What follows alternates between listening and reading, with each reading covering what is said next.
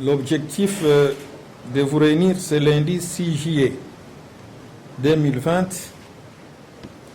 est de vous faire part de la situation sécuritaire qui prévaut actuellement dans 3 des 6 territoires qui composent la province du Tanganyika. Je vais vous parler ici du territoire de Nyunzu, Moba, Manono et un peu de Kalemi-Ville. S'agissant du territoire de Nyunzu, nous nous faisons l'obligation de vous donner de manière officielle les bilans, si pas le résumé de la situation survenue la nuit du 2 au 3 juillet 2020 dans le village Mugunga, groupement Bango Bango, secteur Nord Lukuga. En effet, il s'agissait d'une incursion inattendue des éléments toits opérant sous le label de Mai Mai à Panapale en provenance des villages Kilega Nsango dans le groupement Baseba vers 23 heures.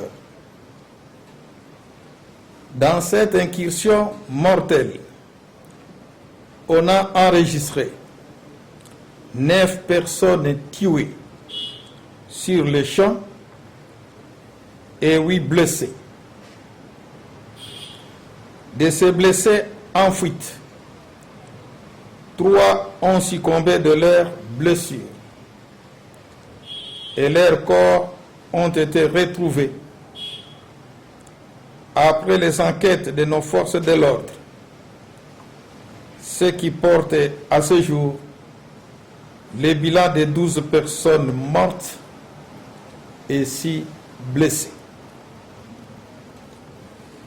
Le village Mugunga est situé à 3 km de la carrière aurifère de Mulungui, dans le même secteur. Voilà qui justifie la psychose dans tous les villages environnants du lieu de drame. Cependant, à peine informés de cette incursion, nos FARDC ont pris le chemin de pourchasser de ces assaillants jusqu'à l'étendre une embuscade sur un sentier menant vers le village Butondo, où ils sont affrontés et on enregistre 6 assaillants tués. Pendant qu'on vérifiait leurs corps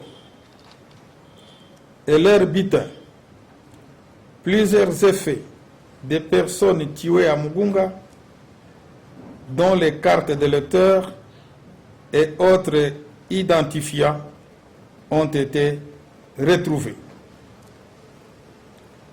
À l'aube du 3 juillet, une enquête sévère a été lancée dans la carrière de Mulungui, et de cette enquête, un présumé commanditeur de cette opération de Mugunga a été appréhendé. Vous me demanderez certes de quelles circonstances a-t-il été arrêté. Allez-y comprendre avec moi, messieurs de la presse. L'opération de Mugunga s'est déroulée à 23 heures et déjà au lendemain à 8 heures, le monsieur a été retrouvé dans le bien des personnes tuées à Mugunga. Il y a lieu donc de croire à son implication de près ou de loin à cette incursion mortelle. Il a été arrêté pour raison d'enquête et transféré à Congolo pour instruction de son dossier. L'autorité provinciale condamne fermement ces actes inciviques et promet de poursuivre sans relâche tous les auteurs impliqués, même dans leurs moindres détails. Cependant, le gouverneur de province présente ses condoléances à toutes les familles éprouvées. Mesdames et messieurs de la presse, ça c'est la situation du secteur Nord-Lukuga. Les miliciens à Panapale traversent facilement la frontière du territoire de Kabambare pour se trouver dans le secteur nord et y sèment des troubles. Notre armée est déjà au pied d'œuvre pour rétablir complètement la sécurité. Dans le territoire de Moba, depuis 2 mois passés, il y a 2 chefs miliciens Maï-Maï qui ont quitté le littoral du lac Tanganyika, notamment le village Katibiri et Tembwe, pour enrôler les jeunes de Viura, Kabwela, Mwanza, Mpala et Lubasha dans les mouvements inciviques des éléments Maï-Maï pour réaliser leurs causes égoïstes et combattre le gouvernement pour un motif inavoué. L'armée, ayant pour mission régalienne de protéger l'intégrité du territoire, protéger la population et ses biens, ne pouvait jamais croiser les bras face à cette situation. Celle-ci a mis toutes les batteries en marche jusqu'à cibler leur quartier général dans les montagnes d'Impala, où ils entraînent déjà les jeunes dans leur sale besogne. C'est ainsi que les éléments du 22e groupement naval ont quitté Tembwe en direction d'Impala. Arrivés à l'entrée du village Lubasha, ces éléments Maï-Maï ont déclenché une offensive surprise contre l'armée régulière. Nos éléments ont répliqué avec professionnalisme et il y a eu mort d'un élément du côté Maï-Maï et 2 personnes civiles blessées par balles perdues, dont une fille et un homme reconnu au nom de M. Karolo Kapundula, qui sont actuellement internés au centre de santé d'Impala. Contrairement aux déclarations exagérées de l'honorable Jamanda Kansabala, qui parle de 5 personnes massacrées, pourtant, la réalité est ailleurs. Le gouvernement provincial, en tant que responsable traditionnel de la sécurité de sa population, n'a aucun intérêt de cacher un bilan d'une quelconque menace contre cette dernière. Cette déclaration n'est pas digne d'un élu du peuple appelé à concilier la population et à la sensibiliser au respect des règles du pays et des institutions, car celle-ci tend à diviser la population et à la révolter contre l'armée, acte que nous condamnons avec la dernière énergie. Cette déclaration n'est pas la première partant de la même personne, avec la même tendance de discréditer le gouvernement.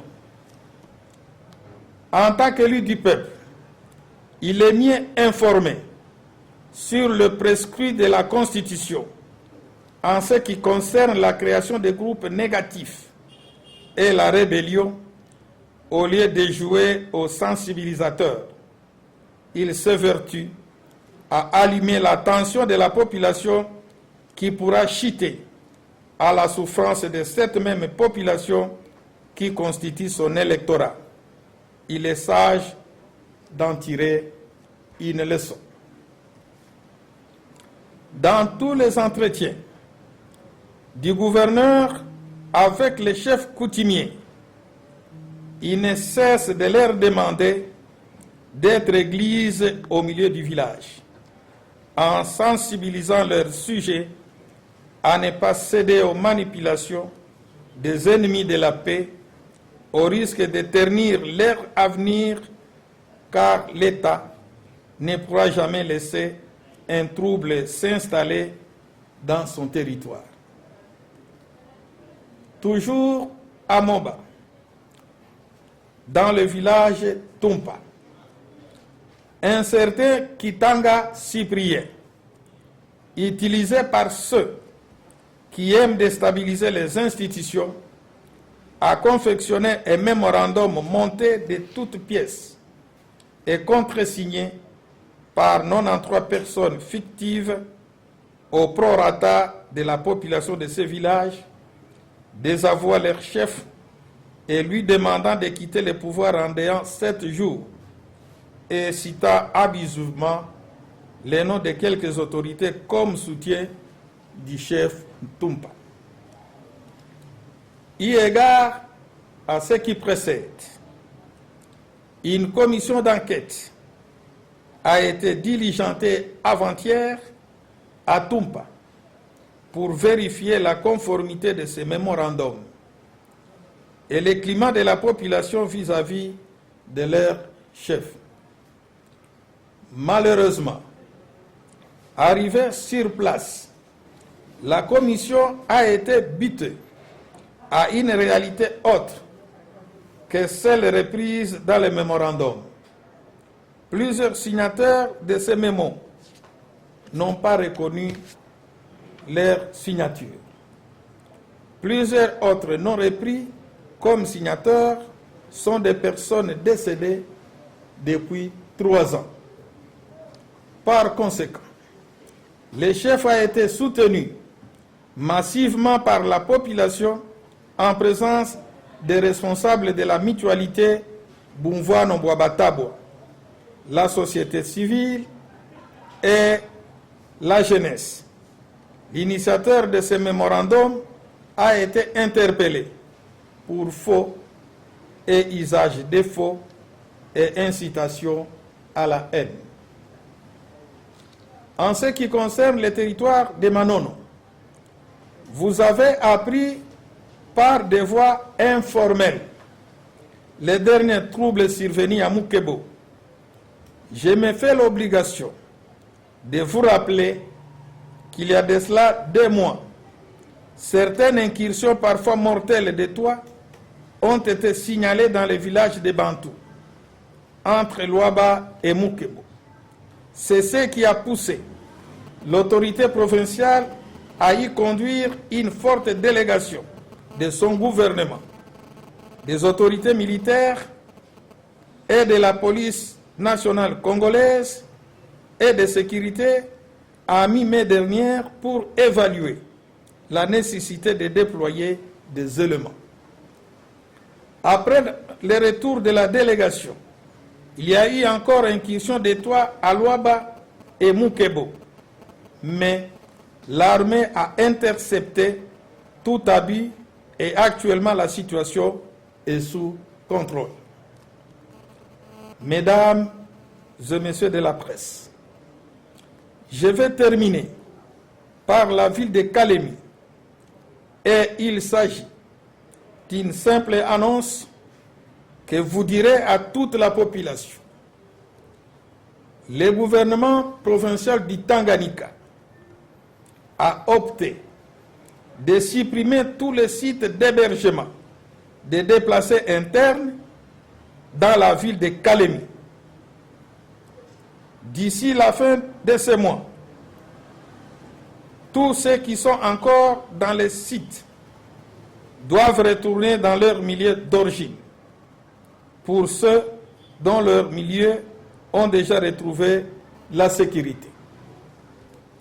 Et ceux dont leur milieu ne sont pas encore pacifiés sont appelés à se rendre dans les sites officiels de transit installés à Kikumbe. À partir de maintenant, ces déplacés sont invités à travers leurs comités respectifs d'entrer en contact avec le ministère des Actions humanitaires pour les dispositions d'application de cette décision qui ne souffrira d'aucune faille. Je vous remercie.